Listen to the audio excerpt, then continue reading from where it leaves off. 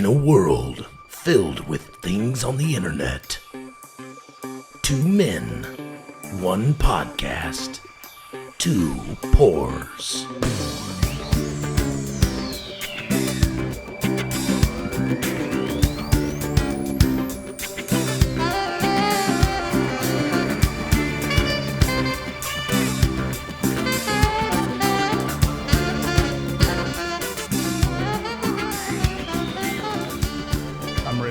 All right, man, let's have a sip of bourbon. Let's do it. Let's talk about it, right? Let's roll, huh? All right. Cheers, boys. To a good episode, boys. Yep. There we go. Okay. Episode what? 4? 5. Episode 4. 4. Episode 4. Drink it in. I had to do it. It is really good. Boy, that does. Yeah. That's right on time. That's a phenomenal Peppery. taste. It's peppery. Yeah. Yep, I was going to say, you get a little up front, and then it smooths out. Yeah. Get up to And the that's mic me. right there, brother. And that's me. Yeah. You're going to have to lean up just a little bit. Yep. Yeah. It's 86 proof, too. So 86. This is the lightest. You know what I mean? Or I don't want to say weakest. You know what I mean? Yeah, But just as far as that, but it is good. as far as proof levels. That is good. Sweet. Got a little sweet note. Yeah. A little vanilla on the tongue. A little vanilla finish. I guess that... Drinking bourbon at 6 in the morning. This is going to be a great day. I don't Never gets old. I don't know if you had plans, but fuck those plans. They're all getting scrapped now. Yeah. Yeah. Talk to me, man. Talk to me. What you got? All right. So want to tell everybody thank you for joining us today from the Two Pour Podcast studios here in lovely Indian Trail, North Carolina. If you were looking at our beautiful mugs and listening to our encapsulating voices, you are on Spotify or YouTube, and we appreciate that. But what we don't appreciate is you're not sharing it with your friends and family. So Let me tell you, he is a little aggressive this morning. Help these brothers out, okay? It's early, Sunday, drinking bourbon. Sunday fun day. All right, Sunday fun day. Let's go. But no, very, very excited to have Michael Taylor on here with us today. We're going to get a little bit more into him later. What? Why do I always do that? Every episode, I'm always saying one. That's a whole different episode. You got to pay a lot more That's money. going to be the episode we do late at night. I'm not going to lie. It's going to get a little weird. gonna cut away and come back, and my hair's messed up, and wife beaters. Oh man, it got weird. Welcome to the frat, Mike. Yeah. Welcome to the frat. Wanted to Thanks give for having me. Yeah, thank you. Wanted to give some shout outs. Honestly, now we got 2 bottles up on the table today, which is not something we normally do. We want to focus on our 1 bourbon of the episode, but we had to give a special shout out to Stateside Vodka. Stateside Vodka is based out of Philadelphia, Pennsylvania. And thanks to Evan for sending us this bottle. Shout out to Evan. Best friends with the 2 owners. Thank you, Evan. Yeah, best friends with the 2 owners who actually started brewing this in their dad's basement. Rebels. I love it. Rebels. Right? Chasing the dream, quit their jobs, started doing it full time. And they just bought a building in right outside of Philadelphia. They have 100 employees, and they're starting to blow up. That's phenomenal. Starting to blow Put up. your dollars in these people, right? There you go. Absolutely. So go check it out. We have not opened it up yet. We're not going to. We're going to open up a little bit later. We might even have an episode on that or bring that in. Who knows? But it's 7 times distilled. And they say there's electrolytes in there that's actually helping you not get a hangover for the next day. But the what is it, the EPA or I have no idea. Whatever the board is, they said no, you can't do that. So they had to take it off the label. FDA, FDA. Food and Drug Administration. I just like to Fucking mix it with a alphabet little cakes. Red Bull. Yeah. 0 sugar. Yeah, that's right. Because this has got enough sugar in it, or some cranberry. Dude, do you remember little spritz of lime? Do you remember the drinks we had back in the Gerald LaFair Hip Hop Night? We had the next level, which is funny. My buddy Westbrook, I put him onto that, and he was like, "Dude, I'm making it every party now because the chicks love this shit." And I was like, "All right." It was 3 olives, cherry, cranberry, and Red Bull. Yeah. Oh, wow. I remember it to this day. I used to make it at the house. Remember? Hey, can we get dangerous right can we get 10 next levels, please? Yeah. And Mary's looking at us like, man, you bunch of alcoholics. Yeah. Like, hey, man, this is our playground. We're having fun. 15 years later, we're doing a fucking bourbon podcast. That's it. All right. So, Mike, I'm going to ask you to just throw that sir. behind you or just, gently place it over I there will throw somewhere it. because we are going to now put the focus of the bourbon of the episode up there now. Breckenridge bourbon. So Straight out of the Rockies. Straight out of the Rockies. But continue on with housekeeping. Thank you. Please comment, like, share. Thanks for tuning in. Spotify, YouTube. Definitely Stateside Vodka. And Jimmy, you had a couple shout outs that you want to get to, right? Yeah, definitely one to the Allison family. They suffered a great loss. Very, very wonderful, very, very beautiful woman that we both had the pleasure of knowing. Mama Judy. Mama Judy.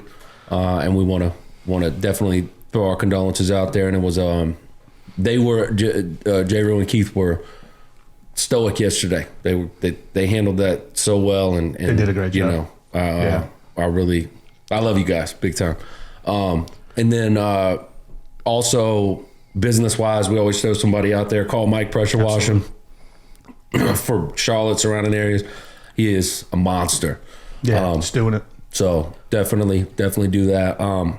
I'm excited about today. I'm excited about the educational part of this that we're going to get, hopefully, from this young man. Yeah. Financial literacy. Hopefully. Right? Financial literacy is something that a lot of people actually suffer from. They don't understand dollars. They don't understand what it means to invest, or they don't know what ROI really is and how you actually can attain it. And most people, I think, get the opposite of a return on their investment. They get a negative return. Yeah. Well, and just a lot of people don't know where to go. They just have no idea of where to start, when to start, how to start. Yeah.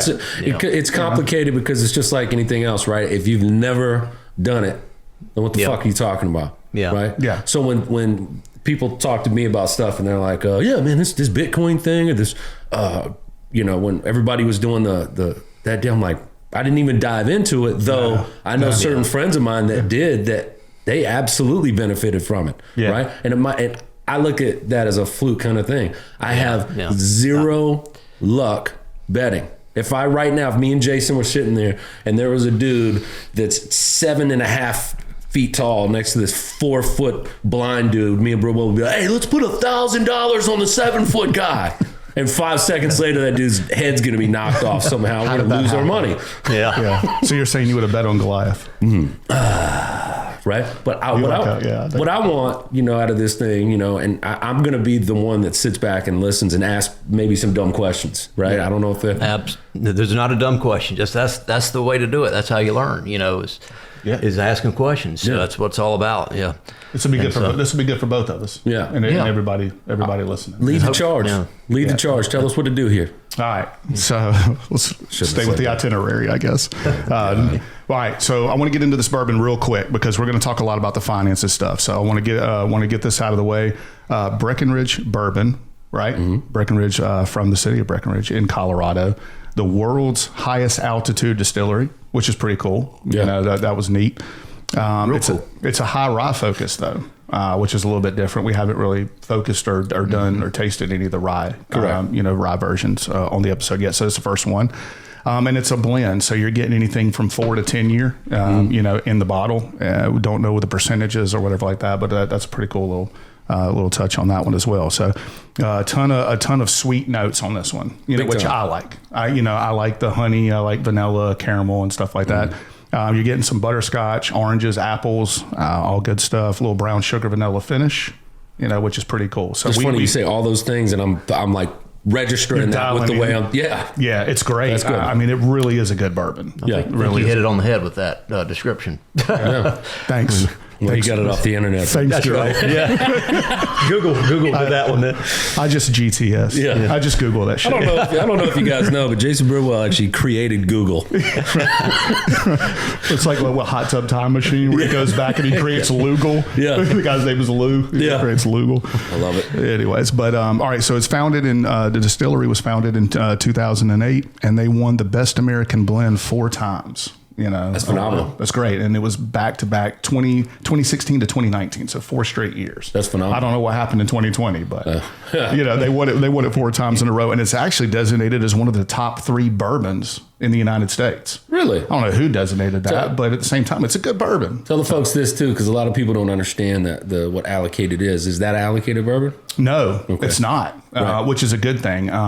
You should be able to find that on the shelves of most any ABC store that if they have it in stock. Yeah. And the distribution has to be pretty good if we're out here in North Carolina and it's readily available. Yeah, absolutely.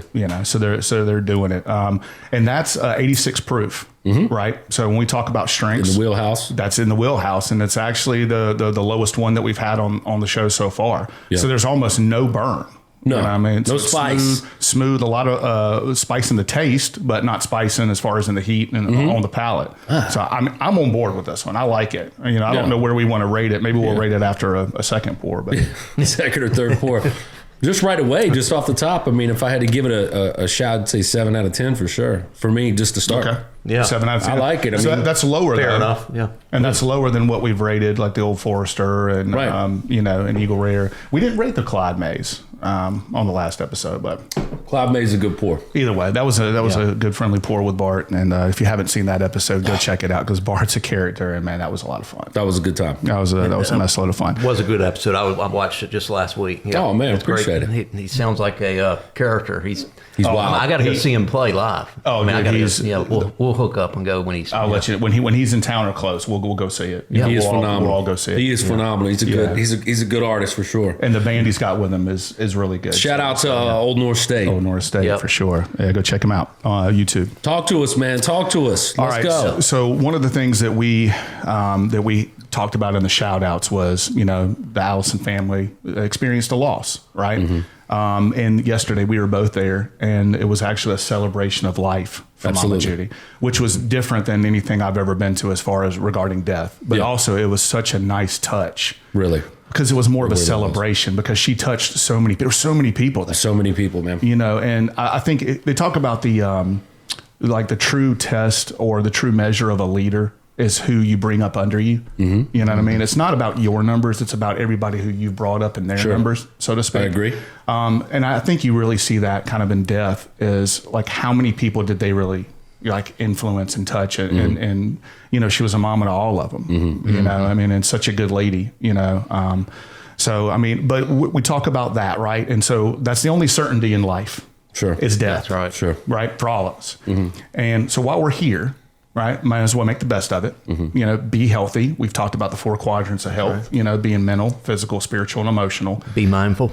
Right. Yep. So now Be it's present. maybe we need to have 5 pillars instead of 4 quadrants, with the 5th pillar being financial health. Right. I agree with that. Because you think about it. They say 70% of Americans can't go to the bank and pull out $500 and it not, just completely Wipe 'em out. completely wipe them out or just really hurt them. So that's a crazy amount of people who are financially struggling. Right? A lot. Yeah. So that's what we wanted to bring Michael Taylor on here, who is the president of Taylor Wealth Management. He is. So let me give a little bit of background on you, Mike. So let me make sure I got all this correct, right? Because I did my research as well, right? just what I know. So you're a stand-up paddleboarder. Yep. Still, right? Fly fisherman, Yep. right? A hiker, Oh yeah. AT hiker, right? We share that. He's done a lot more of it than I have, but I did do 35 miles on it. There you go. Hey, you got out there, right? That's it. Well, we did all the 5,000 foot peaks too, so I at least feel there you good go. about that. In that one stretch. Yeah, fucker. I can feel. Oh, the I'm burning a spurts. hole I can feel it. I know. I need a sweat towel. Where's my 2-pour podcast sweat towel? I need one right here. But no, he's a gym rat, dog owner to gunner. You know That's what I right. mean? So he trains military attack dogs. Well, hang on a minute. Don't train them. Yeah. I was just fortunate through a vet friend of mine to adopt one. So it was kind of a bad situation for the dog. But anyhow, about a year and a half ago, I adopted one, and he is a trained narcotics and black powder Dutch Shepherd. Good night. Jimmy is glad that you didn't bring him today. Go put my book bag back in the car. Why are you sniffing around Charles and barking?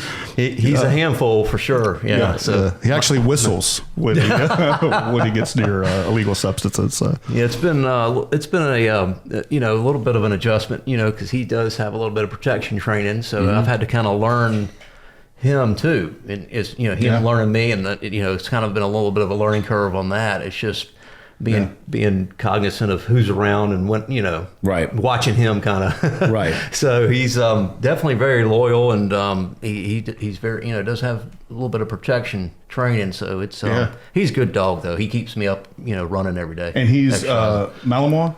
No, Dutch Shepherd. Dutch Shepherd. Yeah. Okay. Spitting image of the Malinois. Yeah. Okay. All right. They're both basically used exactly. But in the same. Shepherd family, so they're very protective. Well, it's the only Shepherd that's not in the Shepherd family. It's actually a pit bull puppy. Sorry. Thanks for clarifying that, Jim. All right, I got to go. Back to you in the studio, Bob. All right. So, but not only are you a friend of mine, but I am also a client. You know what I mean? So I'm proud to have you on here, so you can give some of the education that you've given me to the rest of the world. So we actually have the American Lifestyle magazine that you get with tons of good information in there. Oh, hell yeah. You know what I mean? That goes out to all my clients, and that's actually just a good little piece that I send out, and it's actually more just lifestyle related stuff. Not it doesn't get into the weeds of business and financial planning and wealth management, but it's overall like health and good things to do, be a part of, positive mindsets and stuff like that. Yeah. So I feel like that fits in with everything that we wanted to bring to this podcast originally. Right. So and I want to just throw in, so financial planning, right? That's something that people, when people think about money, they know that they've got their mortgage due, or their rent due, or their car note, or cell phone bill, right? All the stuff that are controllables, all the things that you have to have, right? But when you say financial planning to somebody who is not aware, or wealth management, okay, but no, I'm just saying, I want to keep it simple. Let's keep it black and white here. Financial planning in just one real quick way, right? I don't want to go deep into this, all right? Okay. What if I asked you what is financial planning? How would you, in the most simple and layman's terms, how would you answer that? Yeah, and that's a good question. I would say basically it is figuring out your goals and managing your income, and which then boils down to you've got your bills, you've got your savings. What vehicles do I use for savings? Looking at your family dynamics, financial planning kind of is more about, just investing money. Okay. It's looking at insurance, how does insurance come into the plan? Your health, that kind of thing, your occupation, everything. And I think one of the things that a lot of people forget when discussing financial planning, and the main important thing is protecting your income, because we can do all the other stuff and we can do all these fancy investments over here for you, IRAs and your 401k and all that good stuff. But what happens if you get sick or hurt and you can't work? Right. Well, short-term disability, these kind of things? Long-term disability, short-term, long-term. So a lot of people, that's one of the biggest things in the whole financial planning world, is helping people figure out what their risks are.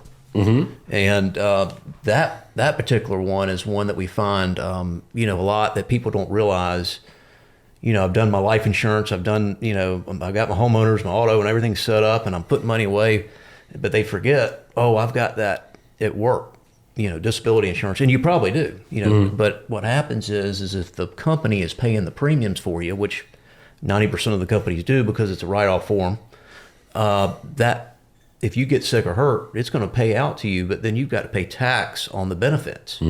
So then there's a gap there that people don't realize. So you're only getting about a third of your income, right? After taxes. So financial planning, just getting back to that, is just really taking into everything. Your risk management, and the whole just kind of looking at everything, your debt, you know, cash flow, and pulling all that together with insurance and investments. And some of your and some of the insurance, and some of that insurance could be something like, you know, making sure your property and casualty insurance is up to date and having a specialist come in on that end. Right. You know, for instance, like my physician buddy, you know, just a couple years ago, bought a house in Charlotte, and they put in a pool, you know, in his backyard there. And my first thing to him was, you know, get your P&C agent, and you need to up your ante on your liability, homeowner's liability insurance. Wow. Because if something were to, the kid has a friend over, or a kid comes running down the street, lives two doors down or whatever, jumps in your pool and drowns, you know, one, you're a physician, you got a target already, but two, that's liability falls on you. Yeah. You know, so little things like that you want to kind of, you know, you sometimes don't think about. That all kind of is part of that whole risk management. Which is something that, as you're saying that, is something I would never think about. You're not thinking about it. Like, I'm going to put in a pool. Yeah. It's funny, scrolling social media yesterday, I saw where this company, they make these, basically, it almost looks like a chain link fence that goes over an in-ground pool. And they showed a guy doing off of like a diving board and doing like a backflip and landing on it, and it's still staying. Oh, wow. So basically saying that there's no way anybody can drown. Even when doing a backflip, you're not going to drown. You're not going to drown. You're not going to go below, you know. But my question is, what if he just did just a swan dive? And then landed face first? But he wouldn't drown. He might be a paraplegic after that. But the next episode is hypothetical situations that could possibly or may never happen. If anybody's ever had this problem, please call Michael Taylor. Are you suffering from gout? All right. So, let's. The average person, right? The average person, they said, okay, I'm 40 years old. 30 years old, 35 years old, whatever. And I want to start looking at my retirement. Mm-hmm. I want to get a plan together. That's right. Where does that person, like, I'm talking about somebody who knows nothing about investment. Infancy stage. Infancy, yeah. What do they need to look out first? Where do they go? What do they need to do? Yeah. Good question. Well, and that's a good question as far as, you want to work with an advisor that, one, you feel comfortable with and trust. I mean, it's all about connection in our business. Mm-hmm. And you can actually look up too to make sure and vet advisors through the FINRA.org is the regulator's website. Oh, that's a good point. If you want to check somebody out. Didn't even think about that. You can go and look at their record. Yeah. Okay. Yeah, because it's important when you check out an advisor, you may want to go back and see if they've had any disciplinary issues. And so it's almost like reviews for companies, right? It's kind of like the same kind of deal, right? And what is that, FN? It's just FINRA, so it's FINRA.org. .org. All right, Are you writing with a magic marker today? I'm going to go check out my financial planner. And there you go. Look disciplinary issues. Can you give me my cell phone real quick? Hey. I need to go check that out. No, that's good. So that's kind good for the consumer. Doing the background. Consumer. Yeah. And then I was going to get at, and then once you work with someone that you're comfortable with and you feel confident in, and really I think what's the first place to do is that advisor should give you a profile to fill out. Okay. And a profile is just, you need to be as detailed on that as possible. Yeah. So what is this profile going to entail? Yeah. So it's going to go from anywhere from your name and address to what do you have at work, what are you currently working, your income, even tax return is good. A lot of advisors out there, some are really good at probably that, and some may not get that involved. But I think having that document is crucial for an advisor, because they can then look in certain places to see, are you paying a lot of tax on a particular account? That you're getting either dividend and interest on that maybe could be reinvested a little bit more tax efficiently, and some other things. But you need to have everything on there as far as your current insurance, what you've got at work, as far disability, as what you have at work, regarding like 401k, your insurance through work, your kids, their date of birth. I mean, everything you've got with your family, your insurance coverages, even kind of even putting down your what your who your advisors are, other advisors, CPA, attorney if you've got one, P&C agent, because it's good for someone like myself to connect with some of those people. Yeah, because but I mean, take it be like the average person who might not have any of that. They have, they go to H&R Block. They don't have a tax person, and that happens every now and then. Or people doing their own taxes. I mean, so TurboTax. That's right. Stuff like that. Yeah. So this whole portfolio, or not even portfolio, but this whole plan, right, that you're giving them, they're filling out everything out, so you can be able to see nuts and bolts, everything they have on the financial aspect of things, to where you can say, okay, here's what you got. Yep. Here's where you want to be. Can we get there? That's right. So to speak. Yeah. And so it's just, I tell people, it's just like going to see the doctor. When you step into the office, what's the first thing he does or she does? Start asking questions, right? Where does it hurt? How does it hurt? What's the pain like? Where does it hurt the most? Here, drink some of this real quick. Sorry. Continue. That's all right. Good to chime in. And so then once all that data is kind of pulled together, basically what we can do is we've got some fancy software. I personally use eMoney Guide Pro, and it's a really good software. And you can plug all that information in, and it will spit out basically some really good, basically projections for them. Okay. And it'll say, all right, I want to retire at 62. Okay. Or last week I was visiting one of my clients in Texas, and he's a pilot, and he's like, he's 49 now, and he's like, he's done pretty good for himself so far. But he's like, I want to pull the trigger at 60. He's like, I'm out, And he's getting ready to make captain, and so his income's going to be going up. And so anyhow, there's stuff we're going to be working on. But so it all depends on whatever that number is, or that age, and then it'll just work up to that age as far as, all right, I want 2 million, or I want $1 million at 60, whatever your number is. It's going to kind of give you an idea. Well, if you're putting $300 a month away in your 401k, and we're assuming a 6% rate of return or 7%, depending, I just kind of use something kind of moderate. Yeah. And it'll just throw out some numbers for them, and it'll kind of at least give them a guide path as to what they can kind of assume that would be close to what they would have when they retire. Okay. And so it's a map. It's like it's a road map in a sense. Exactly. Yeah. Okay. Exactly. And it even pulls in the insurance and what they have already on their insurance, and then shows some ideas maybe with some other, with where there may be a little area of need with the insurance side of things. Like I got a question to dive in. So that's where gentlemen like you will come in, and you look at everything that's going on. So you're looking at every single thing that has to do with money, right? That's right. And planning. And you're like, now listen, this that you've got your money in, if we took the money out of that and we put it in this would have, now I know that's can sound like an infant saying it like that. No, that's a guy like me. I literally work my ass off to pay the bills. Yeah. Right. I don't even know what my 401k really entails. So do you have a 401k at work? I do. Yeah. Okay. But my point of it is like, back in the day, it used to be a 4% or a match, whatever the employer would do. Employer, But match what? What do you mean match? So I'm putting in. You're putting X amount, and they're gonna match that with whatever percentage. Yeah. My point of it is, where does the money go? Yeah. What does the money do? Does the money ever grow at all, incrementally, over time, or is that money just sit there still? What happens? And I know I'm going all over the place here. What happens if I quit that job? I worked there for 12 years. Yeah. Where's all that money?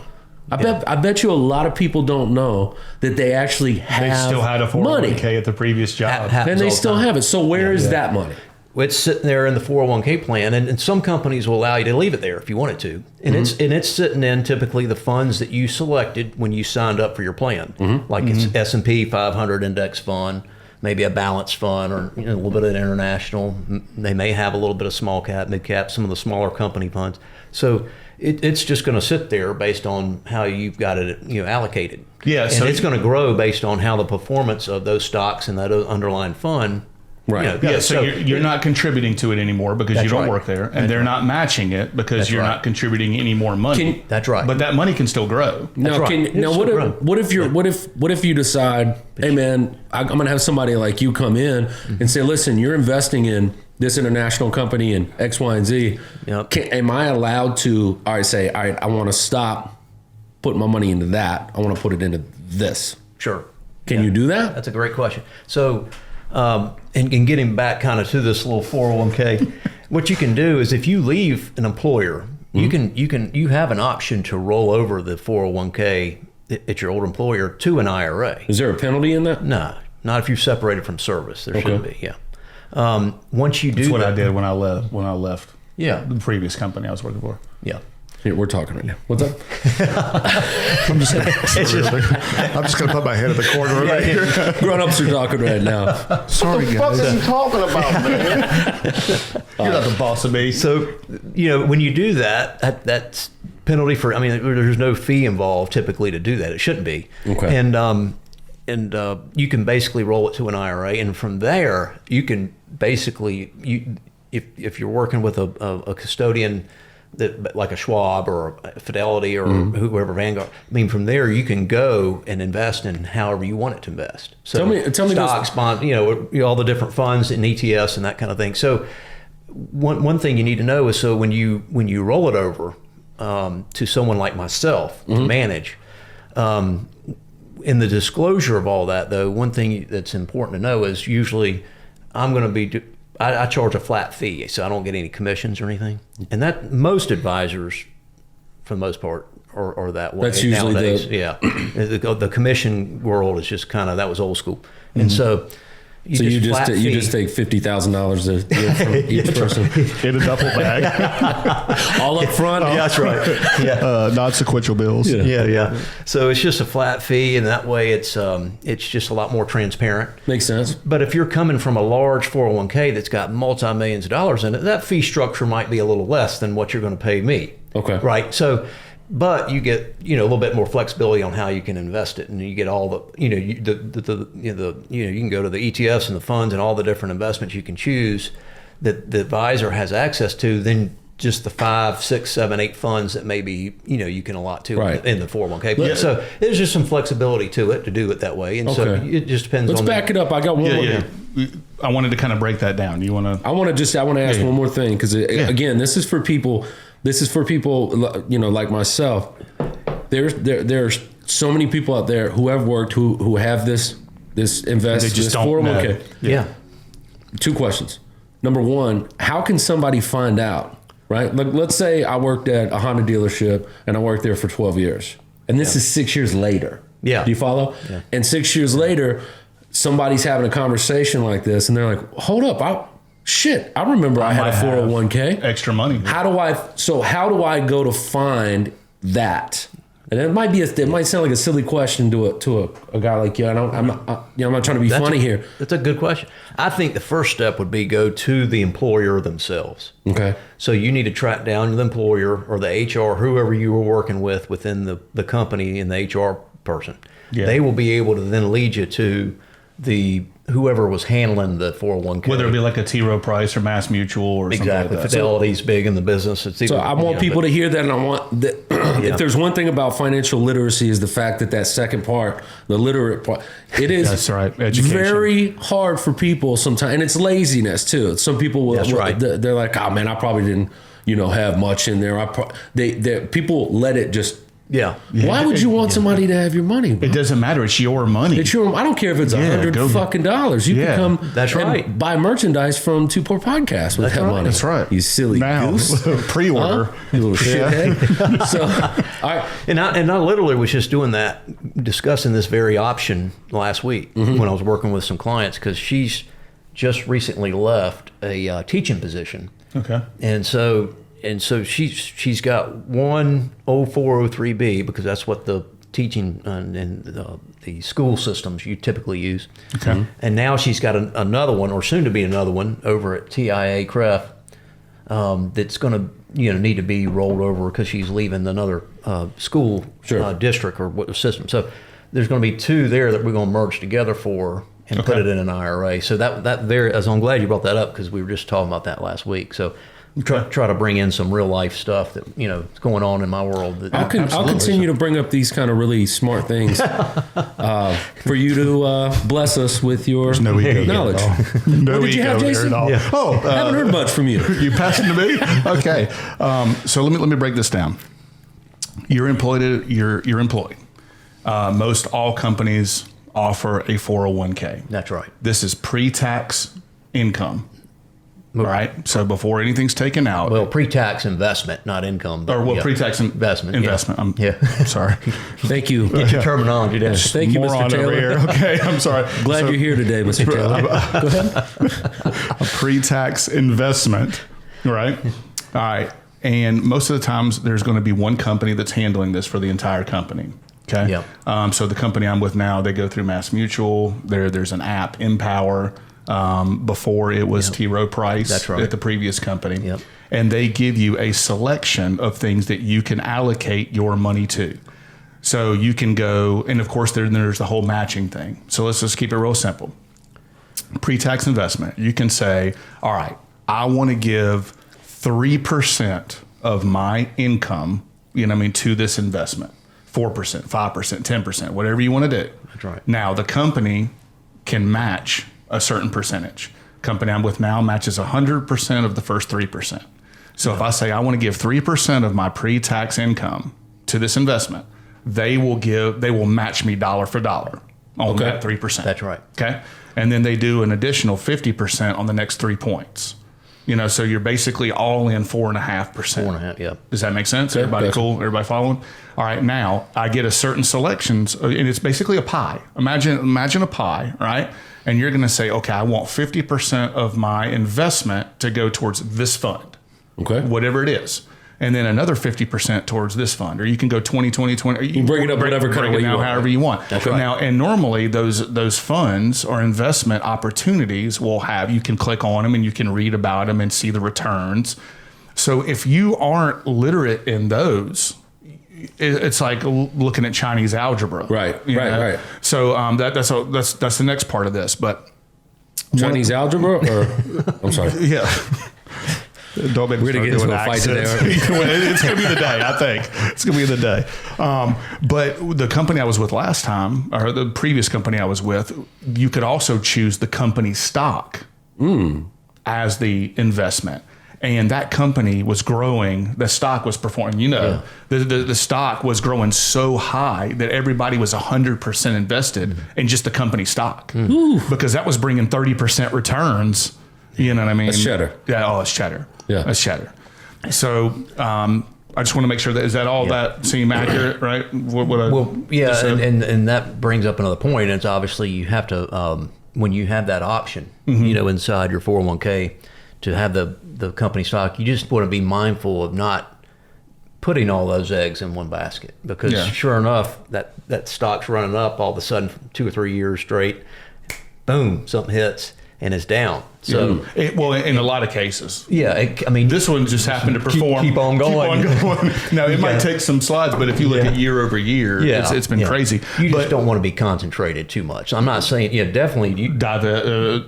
because you're putting in every 2 weeks and your dollar cost averaging. So I mean, when you say concentrated too much, does that mean just having a bigger portion of your portfolio in one stock like that? So all your eggs in one basket. So if it does bad, you're screwed. So maybe if you want to do 10%. In the stocks, start with that. And see how things go. Keep it at maybe around there. For especially as you, and it all depends on the age of the participant or the worker. If you're a lot younger, then more high risk. You can maybe do more percentage. But if you start getting closer to retirement, you're going to start pulling back a little bit on the risk. Obviously, you probably want to narrow that single stock risk down to even more steady growth. Yeah, exactly. Well, just in that single stock, you may want to pull that percent down, any 5% or 2 or 3%, that kind of thing. Okay. You don't want to be too concentrated or risk level as you don't want to completely get out of the market, but as you get into the if your retirement date's 65, and you're hitting 60, you want to start thinking about, the wheels turning 5-10 years before retirement, start kind of gauging where you're at. Here's a question I have, right? So is there only certain times of the year that you can go in and change what percentage that you're putting into a stock? What how like there's that Like the open window of like insurance. right? Yeah, open enrollment kind of thing. Open Is enrollment, there? yeah. So there's not that. So you can literally just You can go get on the phone and say, "Hey, dude." Yep. You can 100% in. Yeah, Okay, whatever. most companies will allow you to do this through whatever portal you use for all your HR stuff. Yeah. Okay. I get it. Your investment I get it. stuff. You're going to have a login. Paycor or whatever kind of. Yeah, exactly. But one of the things you got to remember too, it will normally, if you're investing in a company through 401k, most of the times it will default to a year manager, right? So it'll have like a retirement 2045 or 2050 or 2035. Yeah. And that's basically a concentration or a mix, of different stocks, bonds, allocations that might have some simple returns. Okay. Right. So it's the automatic default, but Yeah. you can go in there and switch it, but you have to know a little bit about what you're right. doing, Now here's another question. All right. Fire away. Say you got, a guy or gal who 60 grand a year, maybe, right? Or lower. Are you too expensive for them to use your services? Now, that's a fair question. Yeah, And it's I a don't- fair question. All right. Yeah. Are you too expensive? So meaning that, hey man, I'm renting a car, I'm renting a house, I've got 2 small children, right? I'm an aspiring rapper. Right? Whatever it is. The steel processing. Are plant. you too expensive for someone like me if I was that person? No. When you say 60,000, are you referring to like income, or the portfolio value? Income. Money. Yeah, I don't get too picky about the level of assets and the size of your estate. I'm more just helping the people out, and if we get along. Yeah. I want to know the personality. So there's I'll get to know and have a connection before There's a relationship. I want to I think, chime yeah. in that I also said that I was a client.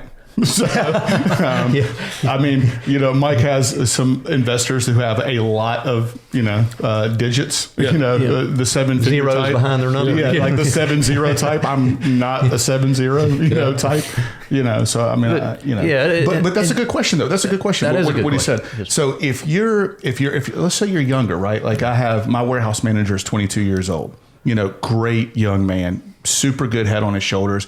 We've talked about investments and things like that. He's making less than 60 grand a year. Does he need to, is there stuff that he can do before he gets to a level? You know what I mean? Like where you're at, or, where's that? No, I mean, I can work with and would, and appreciate working with someone like, at that level that's just getting out or just a certain level of income. It's not that big a deal to me. The main thing with them is obviously their planning needs are pretty simple. There's nothing really complicated there. We just got to get them on the path to where they can get to where it's, you want to be complicated, then you have assets, right? Yeah, absolutely. And so, just getting them on like kind of that glide path to what they need to do. And a lot of times that may be looking at income, looking at their children, if they've married, if they're single, and then really working sometimes on just that cash savings account first. Yeah. Before we even get into the 401k. Right. And because like you were just saying before we start, or as we started, if you get hit with a $500 car bill, some people will wipe out their savings. Like you were saying. So, working on building up that cash reserve and then kind of work into getting the investments going as that's built up. And rule of thumb, people say 6 months of income is a cash reserve, Yeah. Some people say a year, But that's a good that's a good point though. Is that if we were saying, okay, because what do they say? I don't remember the percentage, but if you had to go 3 months without a paycheck, how many American people would lose everything within a month? I mean, it's huge. Yeah. So the target, like if there was a Mendoza line, the target is 6 months of income to the side. Yeah, typically some say 6, that's a some goal? say 12. Yeah. Yeah. Okay. Now let's back up. Let me go back to some layman terms. I'm going to go back to some layman term type things here, okay? Yeah. And just so people are understanding and getting an idea of what it is that you do, right? Because again, what it is that you do, I have no idea what that, when you say a financial planner, it's like, okay, well, is he just stealing money from me, right? Yeah. Is he, right? I mean, fair. Yeah. Here's the other thing. How many times do you audit yourself? I'm talking in generality here. How many times do you audit yourself and say, babe, what's this fucking $79.98 that we pay every month to, well, yeah, that's to that gym membership that we got 12 years ago. Oh, fuck, I'm fat. I'm not in shape. I'm not fit. I've driven by that building twice in the past year. Or how many times, when you go and you buy things, you buy a car, you buy whatever like that, there's an extended warranty, or you go to this, and then you're like, hey, what's this $12.99 to, oh yeah, it's the free car wash thing that we got. Free car. It's not a free car wash. Yeah, because we're paying. We've been spending $12.99 every month since September of 2002. Yeah. Where's the car wash? Yeah. So, and I think that's a big point right there. Audit yourself. How many people are living within their means? You know what I mean? It's like everybody has champagne budgets. Yep. Or champagne tastes. You know what I mean? With beer budgets, so to speak, you know what I mean?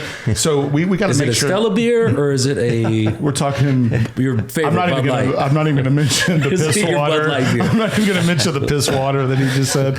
But it's living within your means, living on a budget. I mean, are you being smart? And that's some of the stuff that you could help with, but that's not really the forte. The forte is with people who know the basics, right? It's like, okay, all right, you make 50 grand a year, you make 100 grand a year. How are you spending 10% more than you make? Right. Yeah. So let's cut down, but as a society, we are taught to consume. We are taught to buy. We are taught to subscribe. Yeah. So how much Victims of that money? of consumption. Yes. That and for sure. The old saying, keeping up with the Joneses. I see it all the time. And it's funny because I see it even on the wealthy side, right? Because obviously they got the cash to spend and buy stuff, but it's just kind of funny seeing the dynamics going on with trying to get something at the house that the neighbor's got, or getting it's the status some indoor thing, right? indoor golf, and it happens on every level. And they're fucking 29 handicap, but they got all the. That's right. I got a pro golf simulator in my game room. $100,000 simulator. Yeah, but it happens on every level. I get a blowjob from it once. I remember one of my exes, one of her friends, it was all about status. Is this like 12 X's ago? What? Sorry, that was the other episode. Wow, that was a relationship episode. Oh, he's on the market, ladies. Single and ready to mingle. That was back a couple. That was a couple of exes ago. But one of her friends was so geared towards status symbol.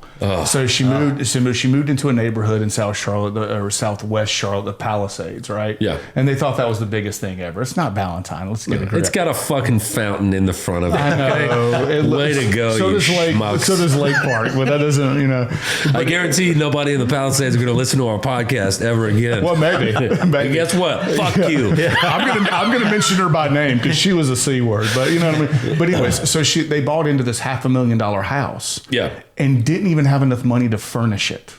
No, that's just ridiculous. You know what I mean? So they could afford the house payment, but they had lawn chairs. You know what I mean? In the living room. Status. Come on, man. Like live within your means. Yeah. Some of the people that I know with the most money are the tightest individuals, driving older vehicles, right? But worth a whole lot of money in the bank. Well, I mean, look, it's about having the literacy behind what you are investing in. If I'm going to go buy a car, it's a depreciating asset as soon as I leave. That's right. I'm not going to. It's the worst investment you can make. Yeah. What are we talking about? Now, here's something that I do want to ask, right?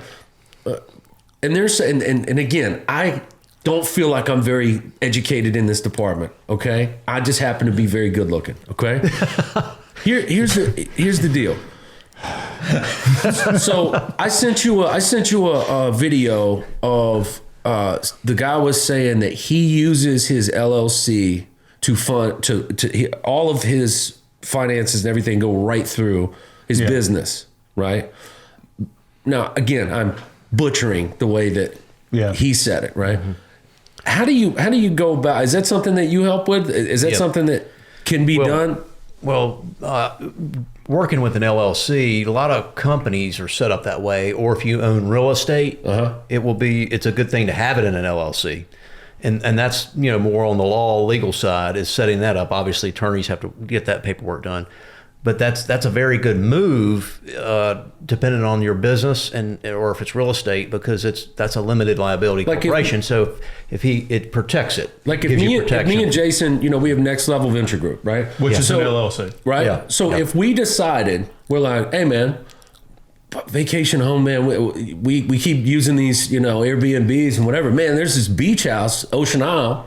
Yeah. Let's go in, Jason Bridwell and Jimmy Bass. Let's go and buy this house. No, Jason Bridwell, Jimmy Bass. Let's go Next Level Venture Group and buy the house that way. Is that a more smart move for us, as we don't know the return, we don't know we're thinking. I think it's more about protection, and I don't want to overstep. So I mean, you back me up on this one, but it's one of the things to where if, say, we were sued, you know what I mean, it's protected by the LLC. Yeah. So it's not good point. You personal, me personal. Yeah. It's business protected. Well, and I'll make one point too.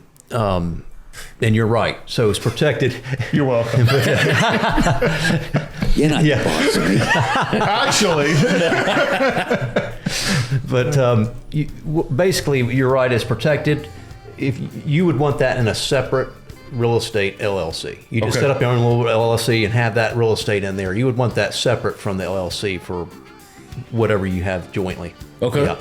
But I mean, you could both be members of that LLC. I mean, you could both set up that LLC. We are. Yeah. And then another thing too is the LLC. If someone got hurt on that property, that's where the protection comes in too, as being an LLC. And of course, that's getting into some legal stuff. But you reference an attorney, and obviously we work with attorneys all over the place to help with that kind of thing. But that's a great question. But that's the and you do want to keep it separate. And that's the real life we estate live in. and business over here. Yeah. Okay. I literally was just going over this same exact thing with a client that owns a roofing company, and they've been making so much money the last couple of years. They've bought probably 10 properties. Wow. So but they did good. So before I brought them on or started working with them, they had already had, they got some good legal advice. They already had the LLC set up with those properties in it, not inside the business LLC. Okay.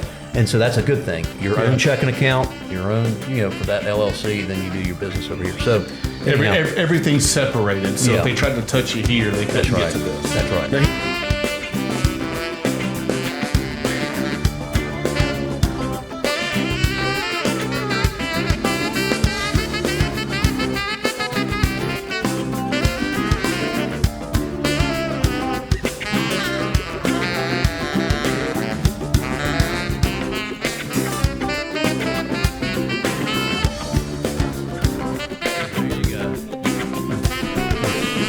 Don't hit my glass.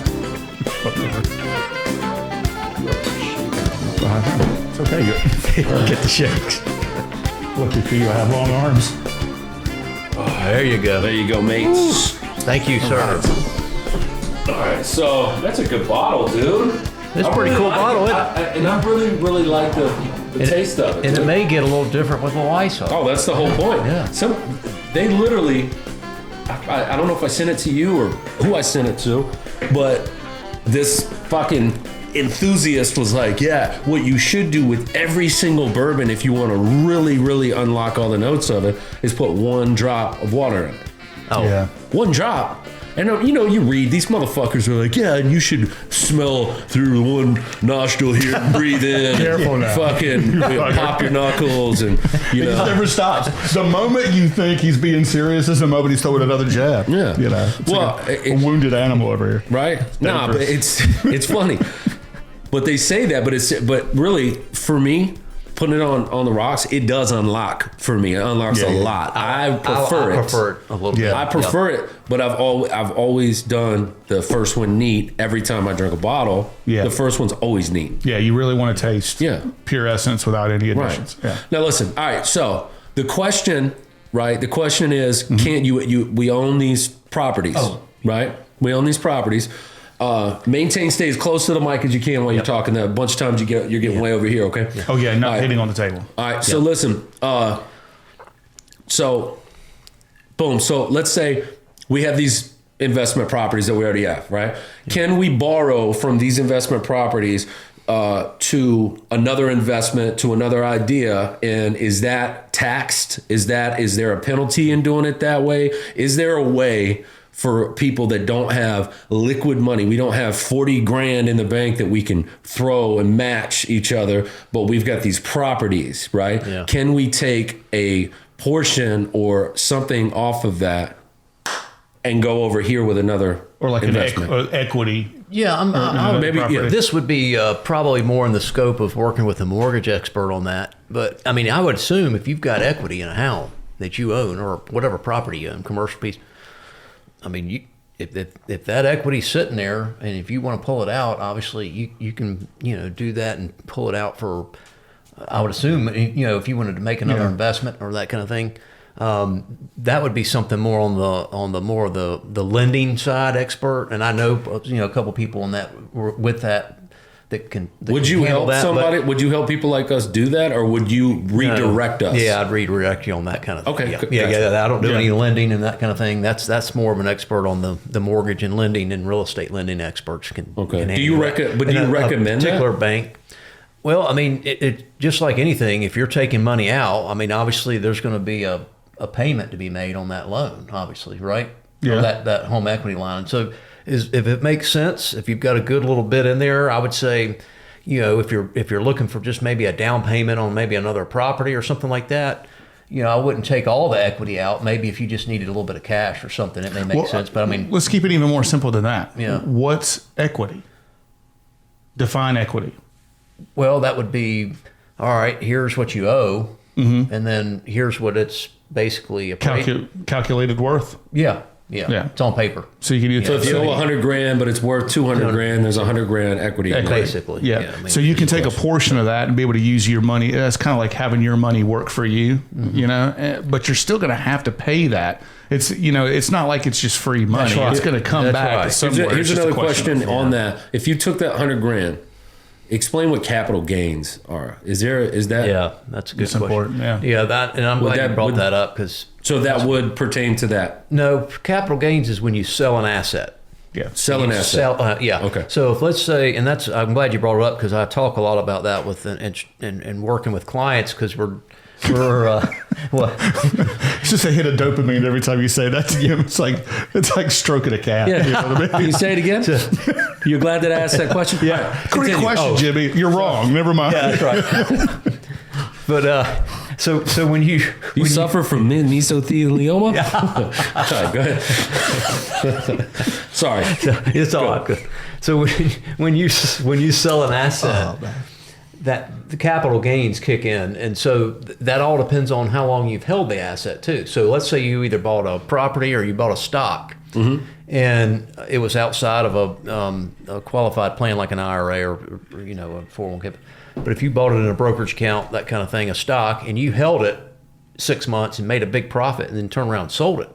Well, what happens is that's short-term capital gains. So that means you're taxed at what your income tax rate is. Okay. So that's a lot higher. Yeah. So if you hold a stock in your brokerage account or a piece of property, real estate, and you hold it for 12 months and a day, then it's long-term capital gains. And wow. And those rates are typically, for most folks, 15% that you pay capital gains tax on. If you start getting into the higher tax brackets, I mean, you have to really get up into the 500 and I can't remember the actual number, but it's on IRS.gov. It's 500 and something change thousand. So you could be saving married, 25% basically, or more. What's that? You could be saving 25% more or more, say on the long term versus short term capital gains. I mean, the difference you're in talking percentages? 15 to 10 or 15% there difference. Yeah. Okay. So that's a lot. Put that on $100,000. That's exactly right. It's all relative with the scale that we're talking about. Yeah. And this kind of brings up another point too, with as far as just managing taxes and where someone like myself can kind of come in and help someone with portfolio allocations and making sure you got the right investments in the right account. And we call that asset location.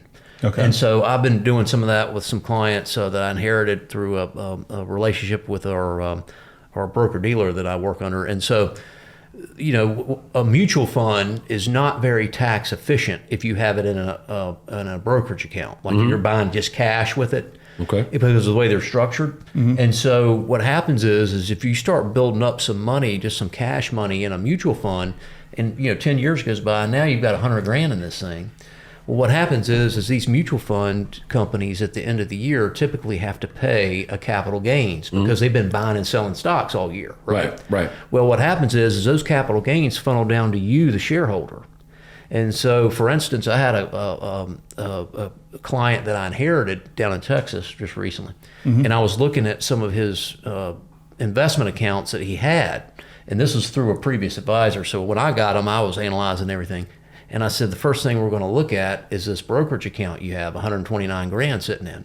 And it was just one mutual fund, and over the years he just put some money in it, and it just kind of dividend reinvestment. It kept going. Well, lo and behold, I said, you realize that your capital gain or your 1099 that the American fund sent you at the end of December this past year had a $4,000 cap gain tax on it. So on 100 grand, that's 4%. That's over 4%. It was a little over 4%. Yeah, that they were just that came to him taken out of his. And this guy's a freaking psychiatrist physician, so he's got a he's probably not in the low tax bracket. Sure. And so he's getting taxed already, based on his income, and he's probably a pretty decent income. And so he runs a. So it was funny. I mean, it was kind of he did, when I told him what we needed to do to kind of to reallocate it.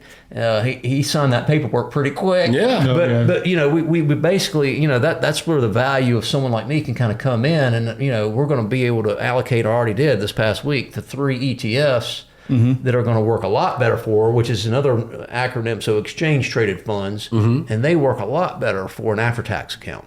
And so there's typically for most of them, not all of them, but most of them don't have a cap gain at the end of the year. So it's a lot more tax efficient. All right. So now I've lowered his taxable hit at the end of the year. Plus we're lowering a little bit of the dividend and interest coming in too each year. So to chime in on that, that was a little bit detailed, but it goes back to the capital gain situation. It's awesome though. But think about this, right? All right. Now think about this on the many structures you can put this on. Yeah. This guy makes so much fucking money, right? That $4,000 is hitting him. That's a drop in the ocean. But it's hitting a fund that he's donating money to. But here's my point of it though. Yeah. Without a guy like this to come in, right? Look at all the data, analyze it, and then say, "Hey, by the way, that looks weird."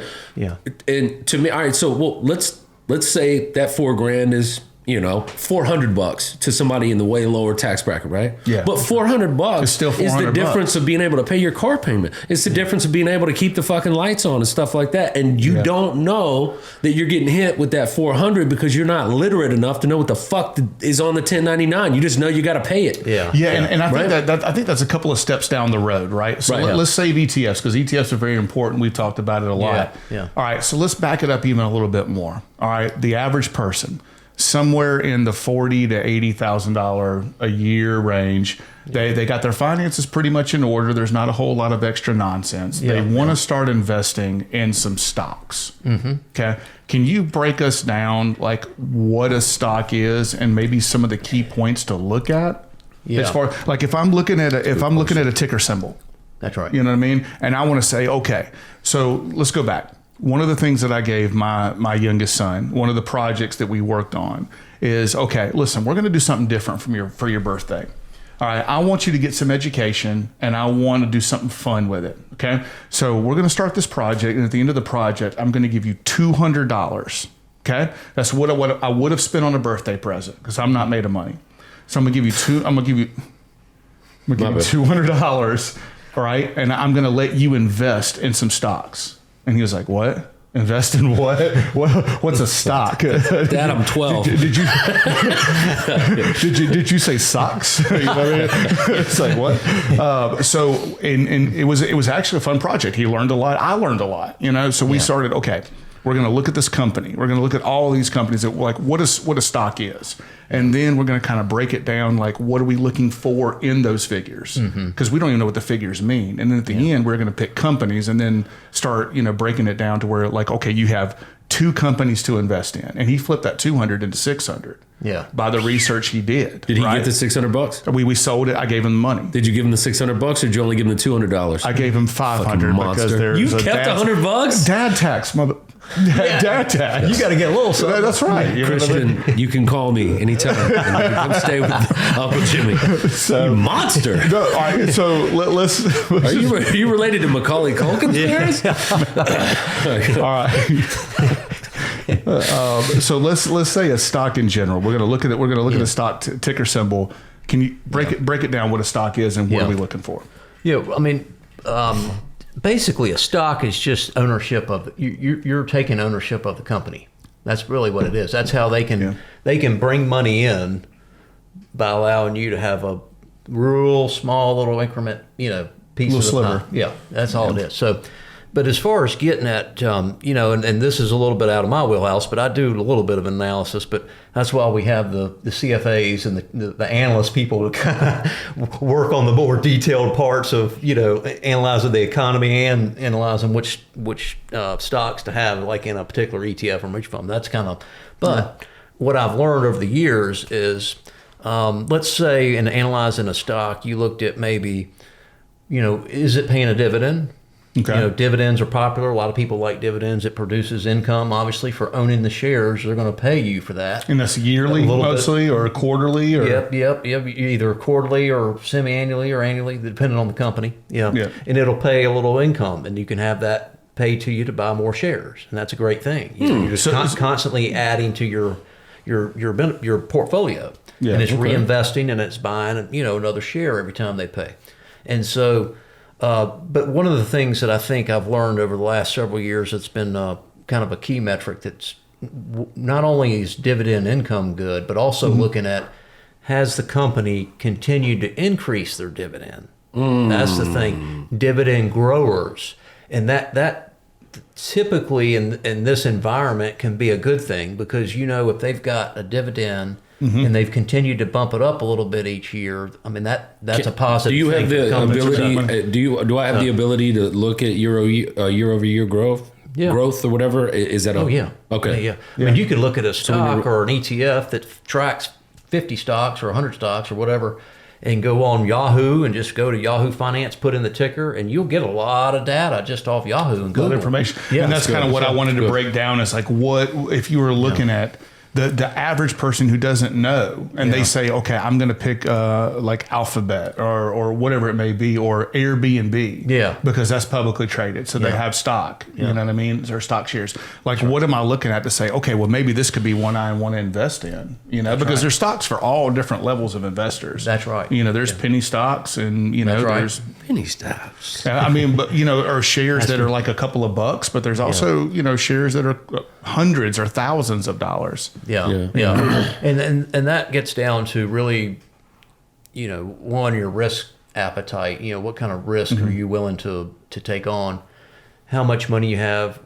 What type of account the money's in? Because then that gets back to, which is the asset location too. Or am I investing in an IRA or am I investing just in a brokerage account?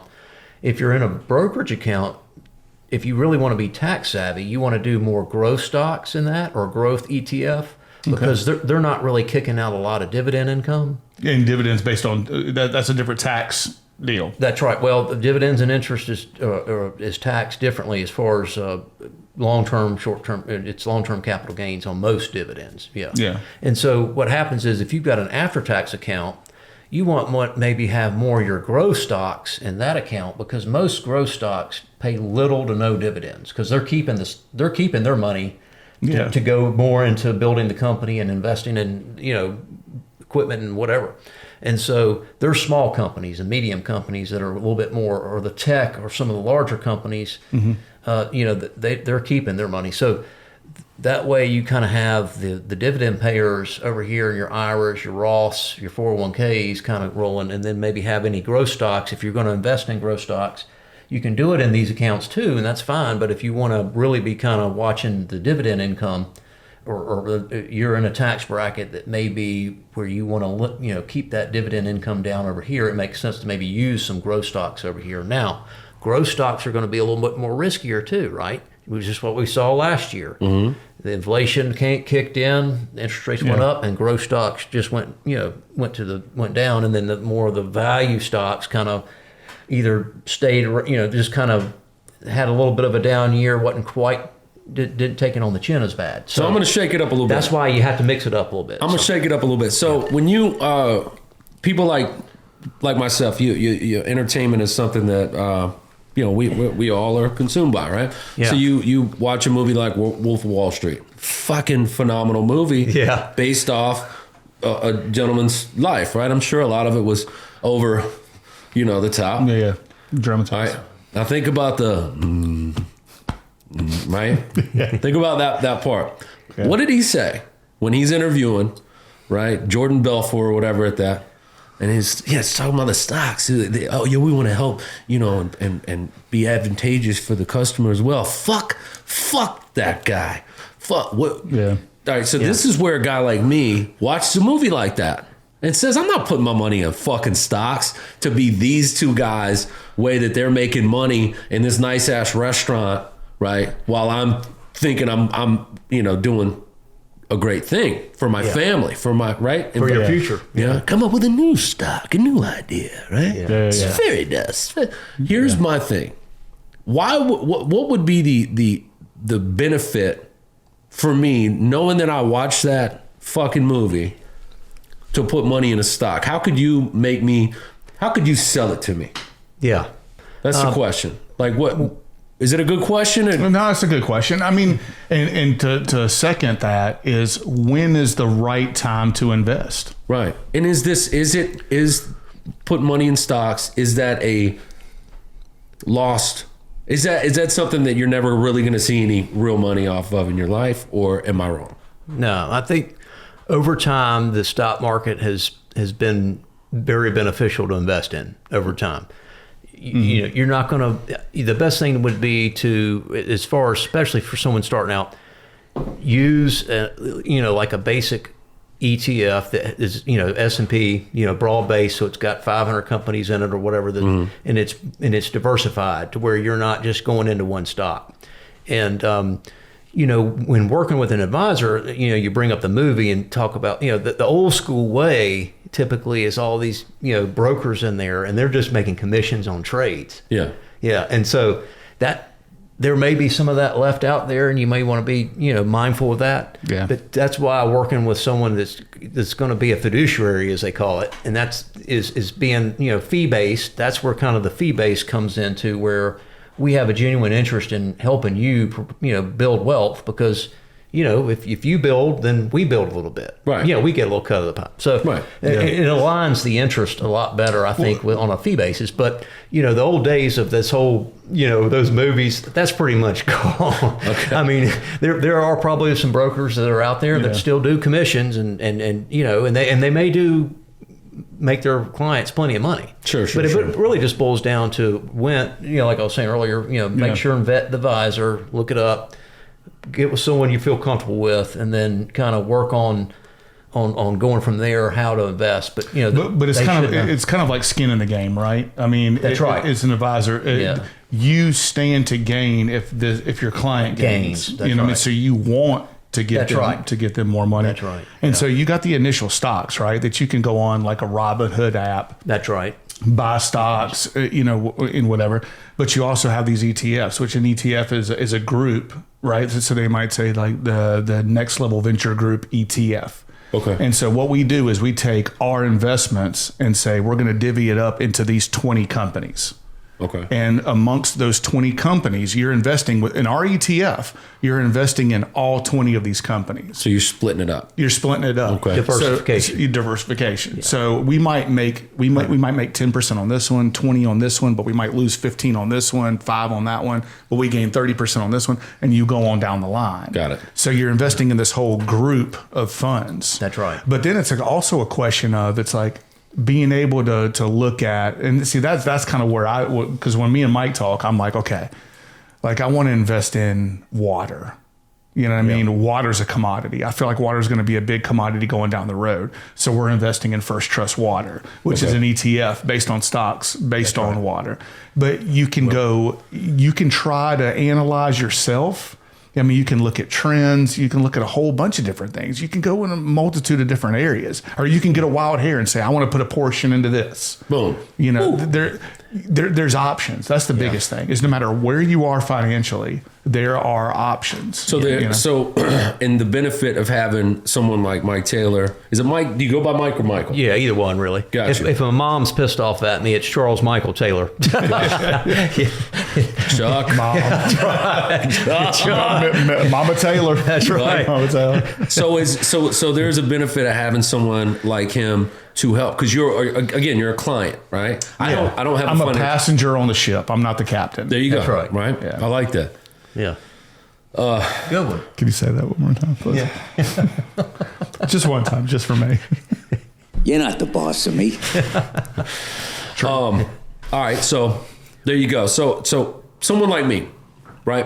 Yeah. I got $700, $700, right? That I want to spend on, that I want to start to invest that $700. Am I looking at it the wrong way? Is that the wrong way to look at what a month? $700 to right now, just to start in my pocket. Yeah, like I want to start again. I want to make sure that I break this down in a real layman's terms kind of way. Because here's the thing that people are scared of, right?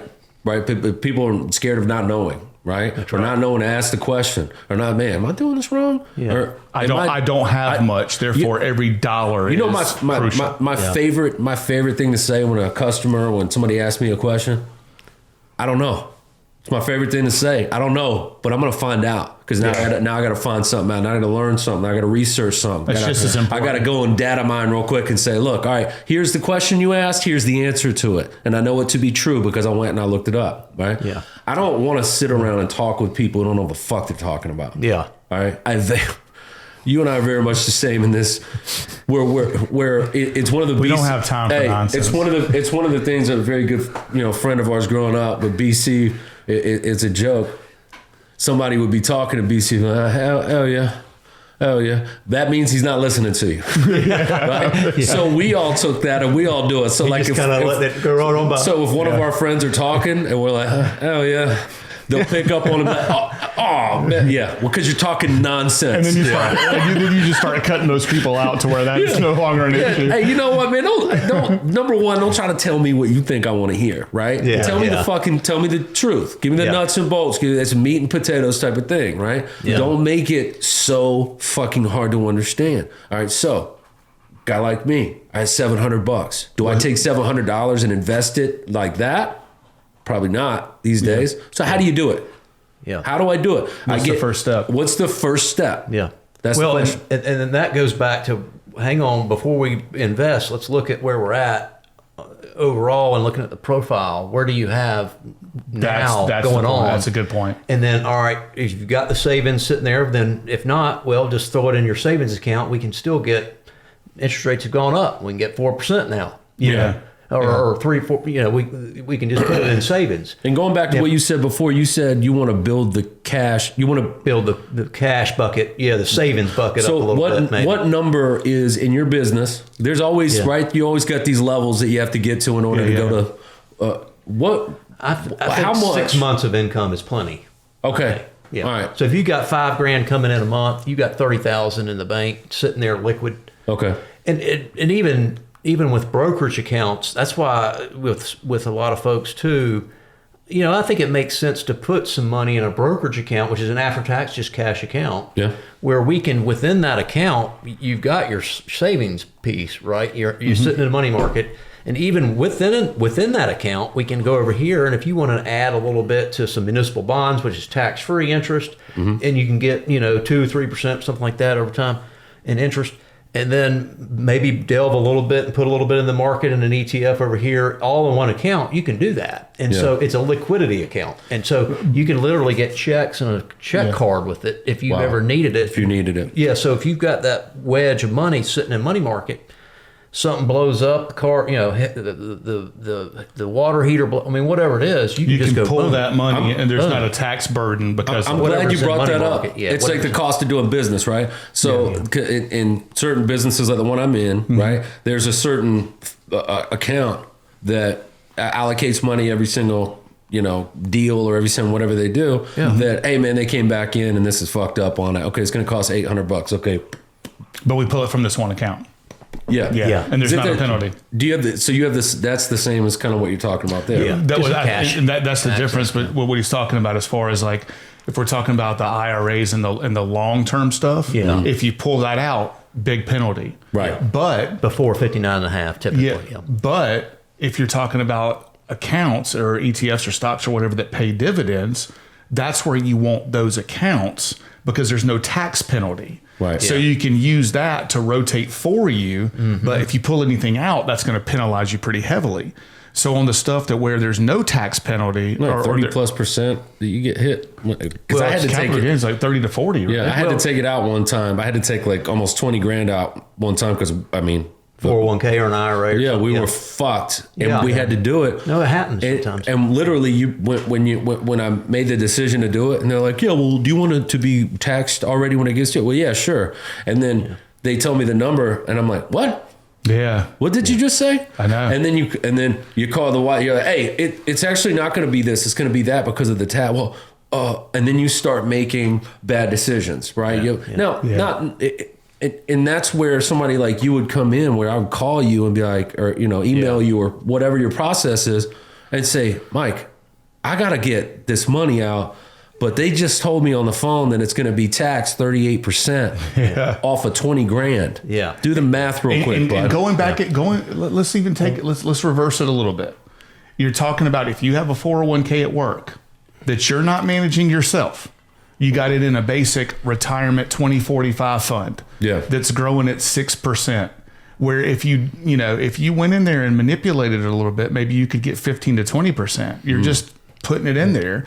So you're gaining 7%, and now you got to take a chunk of change out and pay the exponential tax charges on it. It's killing you. And that It's actually rough. you just brought up a reminded me too. So one of the benefits of a 401k is That was a half-hearted compliment. He didn't give you a full compliment. So don't you dare shame I just don't me. compliment him Don't you dare anymore. shame And don't me. look at him anymore. Go ahead. I'm kidding. Go ahead. But one of the benefits of a 401k, and it depends on your particular plan, but they do have loan options. Mm-hmm. And so, I mean, that's kind of the last resort. You don't want to get a loan from your 401k, but there is the ability to loan from a 401k if something comes up. Okay. But you have to pay it back with a little bit of interest. Right. See, typically they want it. Yeah. So there's always a penalty, right? yeah. So It's coming out somewhere. but and going back to the cash accounts, so putting your savings in a savings account and having that 6 month pot just kind of sitting there in money market is good.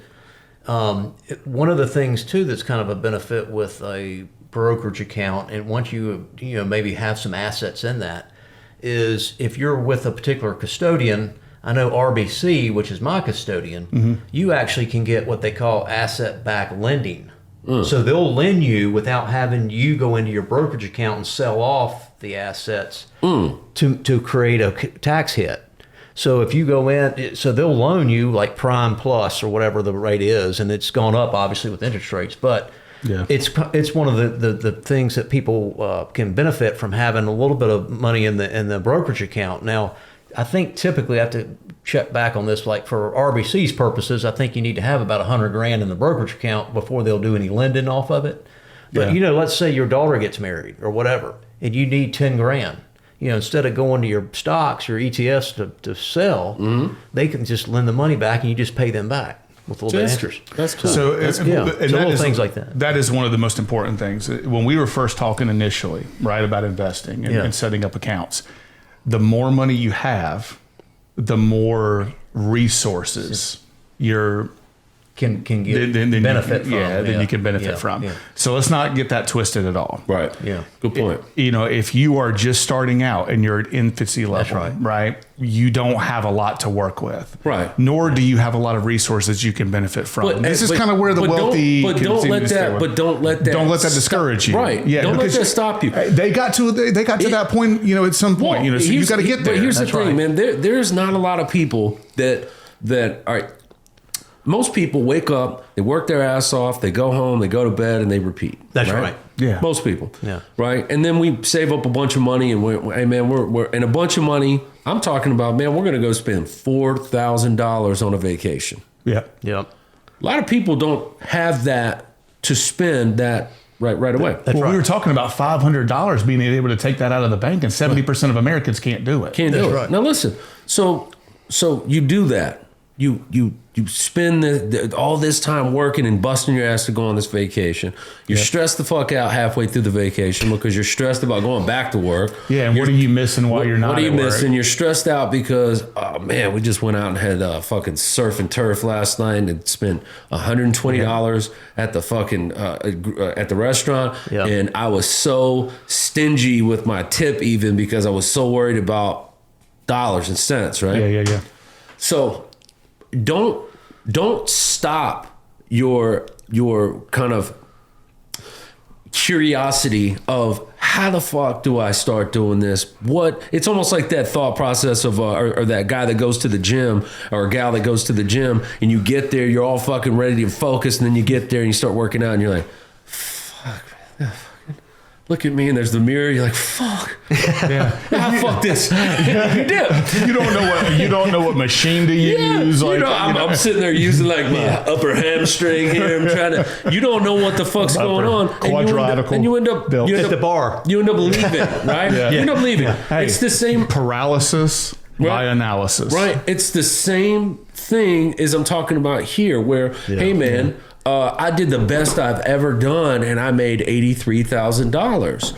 And okay, and then you're sitting next to the fucking bag of douche nozzles that you continue to let be in your vicinity, and he's like, oh yeah, I made $180,000 last year, and I've got a stock in this, and I got my Beamer outside, and But then it that causes same- you to the paralysis by now. Then you're like, all right, well, man, I'm gonna shut up. I'm not gonna say anything. Versus saying, well, how the fuck? How'd you get your first stock? How'd you do that, by the way? But at the same time, that $180,000 income person could be spending $185. Trying to keep up with the Joneses, and they could not have the right things. Here's the first thing, and I don't want to speak for Mike.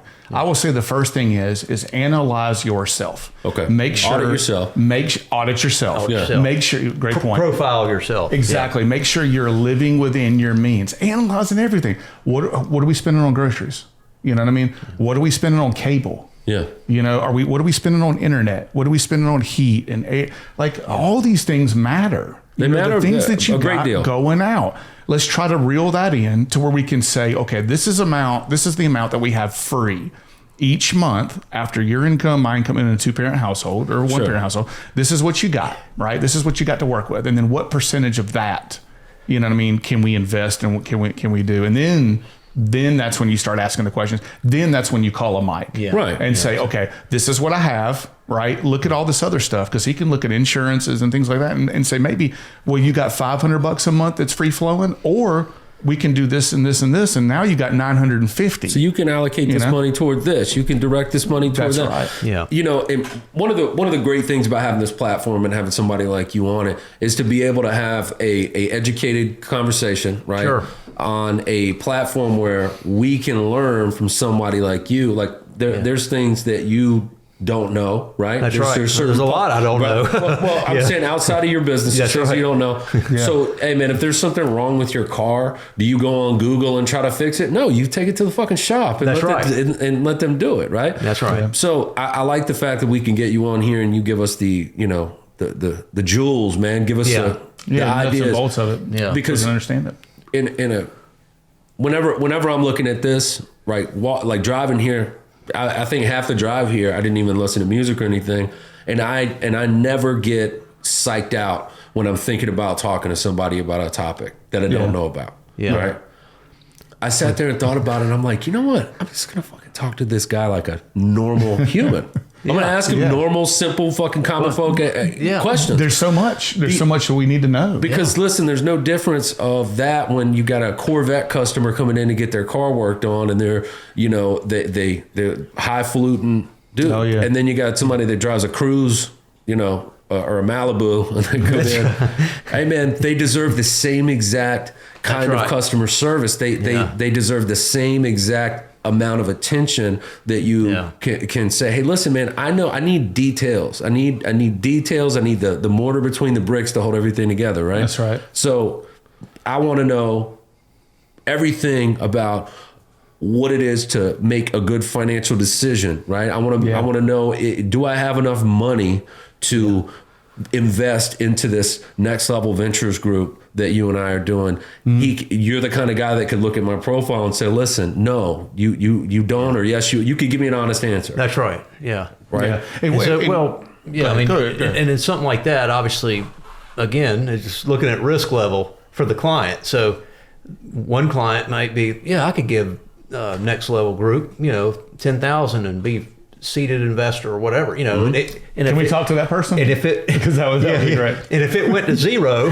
and nothing happened, it wouldn't ding them in the pocket. I mean, it wouldn't hurt them. So Well, the other person, that would be a huge, so you wouldn't want to, And I'm glad you said that, because it's, risk versus reward kind of thing, depending on where they are, depending on what their situation is. Are they married? Do they have 5 kids? Do they have 1 kid? Do they have no kids? Are they making $1 million? Are they making 100,000? That's right. Or less? But okay, let's take the average American. And I know this is going to be a random question. You can't give a definitive answer, but let's say the average 40-year-old right now, average 40-year-old. So 22 to 25 years until retirement. Yeah. What do you think is the target overall portfolio wealth that they need to be at in the next 22 to 25 years? Yeah, like total overall that they can live off of. I would say, to be comfortable. Honest, I would say $2 million by the time we get there, between cost of living and things. I want everybody to hear that, because when we first had this conversation, right? At least that was what the target that I'd said, that I was like, that's kind of $2 million is where I want overall portfolio to be able to live comfortably without having to move into with your kids. Yeah. All that kind of stuff. I'm not taking care of you when you get that age. Oh man, come on, Dad. No, I'm talking about me. I'm not taking care of you when we get old together. I know, that's what I said. Are we getting old together? Yeah. Hey, remember 70 years old on a front porch talking the same amount of shit that drinking a Mad Dog, rolling up a Philly blunt. When are we going to get younger as we get older? We're going to take it back to the old school. It can happen. Mad Dog. Hey, it can work. Special brews and good day.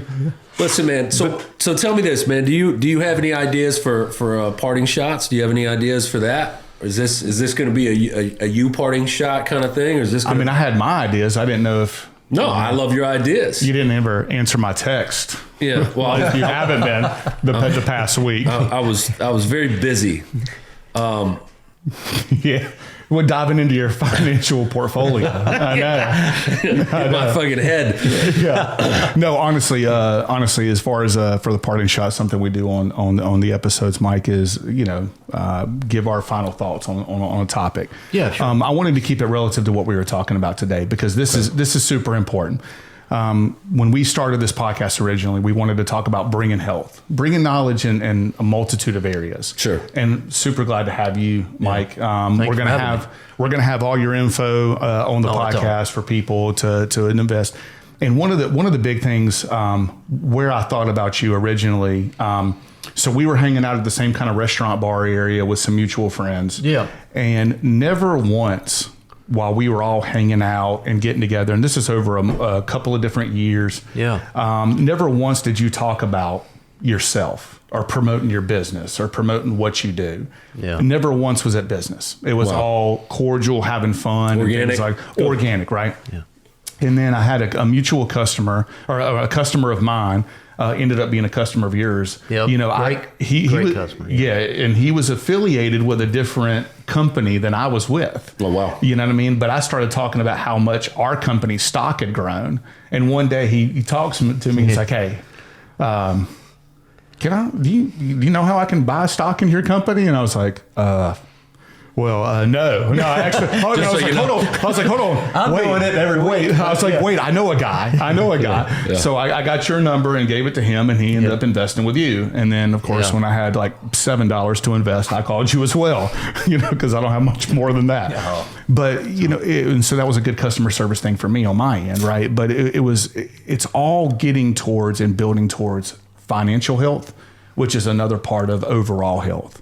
And I think with the things that you've been through here lately, the things that I've been through lately, just in general, we've talked about becoming healthier. Yeah. Right. Yeah. And that's kind of where I wanted to base this parting shot on, talking about financial literacy, but also being healthy in general, and the fact that us as being men we don't talk about this enough. Sure. Right? I think we can all agree on that. Right.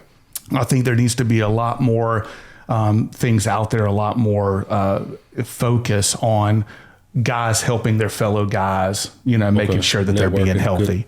So I still want to talk about it as far as the 4 quadrants, because we've already talked about the financial health. But as far as physical health, man, if you're listening to this, and I know a lot of the people who are listening to this are in our age range, we need to start focusing on eating better. We need to start focusing on getting on a regular workout routine, exercising.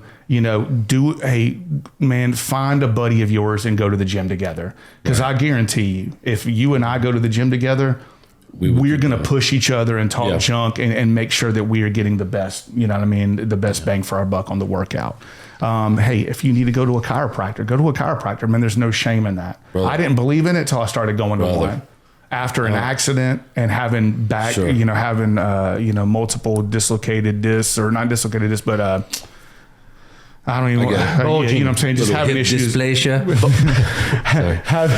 Yeah, exactly. That's exactly what I bulgy had. disc. Yeah, but even hydration, drinking more water. Yep. How even being hydrated can solve a lot of the physical ailments. Absolutely. You have. Even headaches and stuff like that. Even going back to what we were talking about, like when you audit yourself, think about like what do you eat? What are you putting in? Yeah. Right? What do you? Yeah.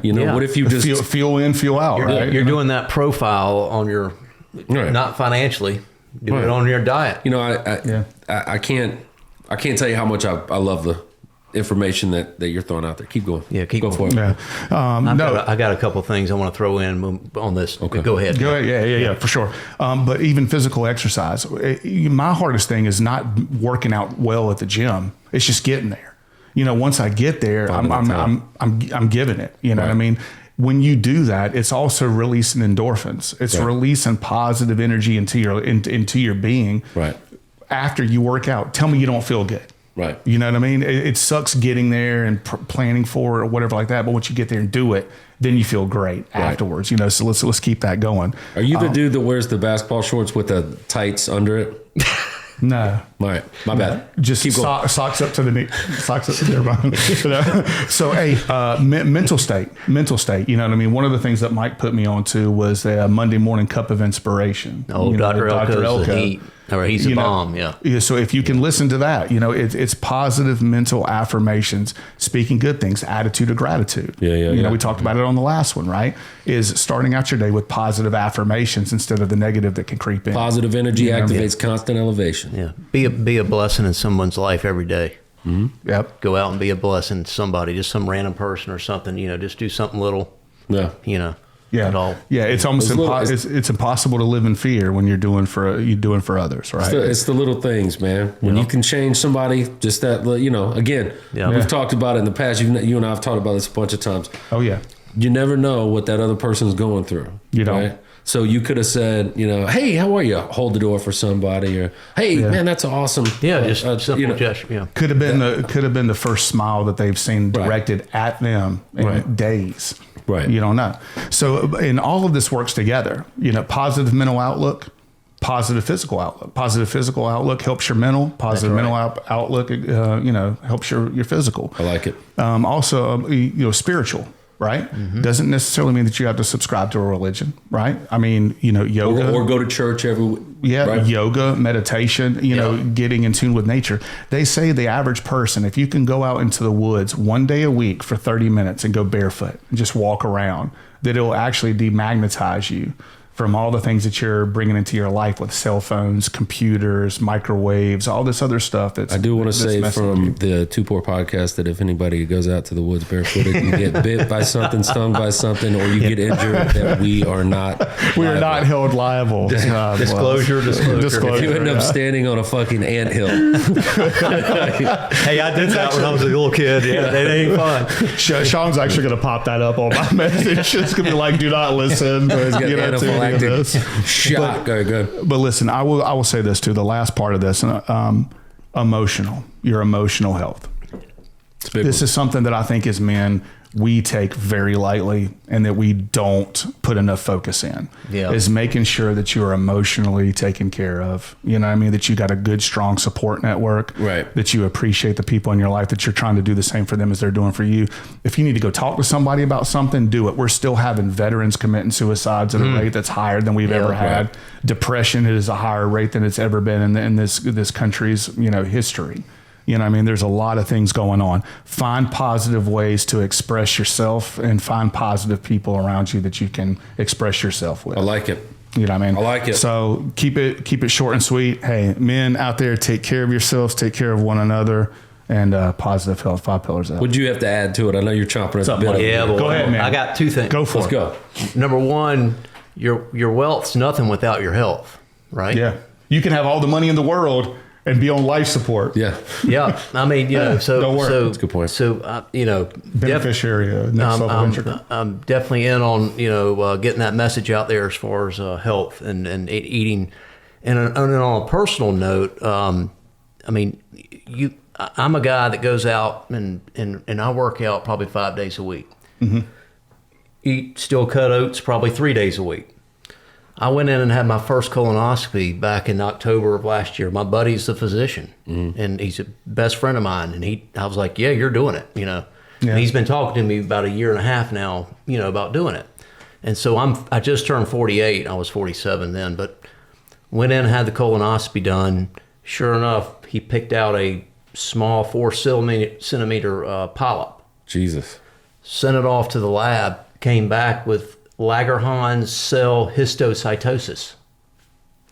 Fuck. And here I am, Here you are doing everything perfect as far as eating, working out, and there's still something that was. Yeah, so those cancer cells, and so that particular cell, it typically shows up in skin or in the bone. Wow. And so anyhow, long story short is firestorm went off. Out the next day, I'm in the oncologist getting blood work, getting that PET scan, getting that head scan. So fucking stressful. I mean, you talk about a gut punch. Yeah. I mean, you just get leveled. You're like, the C word just showed up. Wow, man. And I'm like, what the hell? And so anyhow, we're all good. The scan was good. clear. So you're fit. Yeah. Good. And I just last week set up or had my second colonoscopy. So we went back in 8 months later. And I was like, hell yeah, we're going to do another one. And you're good. Are you still waiting for results? Or you're no, I'm good. Yeah, so far, good for you, man. So my boy, Dr. Mahanti, who's here in Charlotte, is my gastroenterologist, and he's with Charlotte Gastro. Great physician, and just to give a little shout out to him. Yeah. But, very cool, man. Sure. Anyhow, very cool. He went back in just last month or a week ago Monday, and small little polyp in there. Mm-hmm.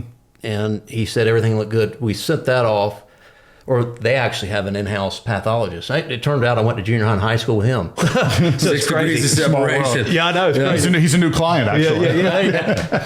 But I'm making a lot of money off this guy. That's right. Yeah. Shout out to him. Not to sound like an asshole. Yeah. But that one polyp did come You back would. negative. Yeah. So, anyhow, so most important thing, you're a lot further along than a lot of people are, and still there was some, So God forbid the people who are not doing the positive things. Right. Well, I mean, that's just saying, guys, don't be afraid of a damn colonoscopy. Go do it. If you're in your 40s, just go ahead and knock it out. He said they're going to probably knock the age back to 40. It's 45 now. It used to be 50. Well, I was about to say it went up to 50 and then came back. Yeah. So I think it's easy as hell to do. I think it's important. I think I've said this before, and I'll say it a million times after. We're never going to get out of this thing alive. That's a fact, right? Now, the other thing about it is, if you don't check, if you don't sit there, people are dropping like flies, right? Yeah. There's a lot of stuff going on. Man, with the health scare I had a couple weeks ago, I was at work, dude. I wasn't doing anything crazy. I was at work. That happened. And thank God you weren't stubborn. Right. And I wasn't, and again, and they call that the golden hour. They call that the golden hour of what happened. Now, if you feel that something's wrong, it is wrong. If you feel like something's not right, it's not right. You have intuition for a reason. So go and make something happen about it. Because I'm going to tell you this right now. The hole that would be left here on this planet without you here right? It would be fucking huge. Think about it. How many people would it affect, right? Now listen, it's in the popularity game here that I'm saying. I'm not trying to sound slick when I'm saying this shit. No, direct to you. I'm saying your situation. Dead ass. If you ended up, something happened and you perished and you got put into the ground, how many people would that affect, right? Yeah.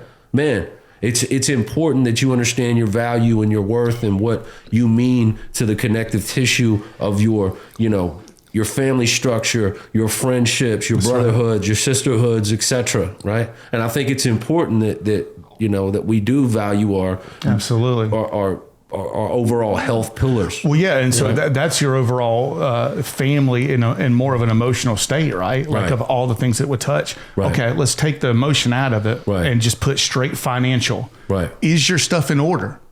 Are your finances in order? Are you going to leave somebody with a fucking heap of problems? Or are you going to leave them with investments and stuff that they can take care of themselves and pay for the colleges after you're gone? We're not promised another day. Yeah. We don't know when that's going to happen. Right. Get your finances in order. Get them in order. Call Taylor Wealth Management. Call Michael Taylor. Let him take care of you and your family for here and now. And again, we'll end it with this too. It's something that you said that I always was in love with it, the way you said it. Where are you? Say that one more time. I'm in lesbians with it. I'm in lesbians with it. Are you censoring with my comments? They, them, he, she. Listen. Yeah.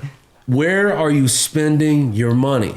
Yeah. You want to spend it with somebody you don't know, or do you want to spend it and help with someone who you're like, hey man, good people recommend good people, right? Absolutely. If you came up and you told me that Mike Taylor, and I didn't meet this gentleman, you're a very awesome dude to talk to, and I appreciate you coming over here and having this conversation with us. Thanks for having me. If you told me before meeting him, I wouldn't even fucking look him up. Yeah. Yeah. Because it came from you.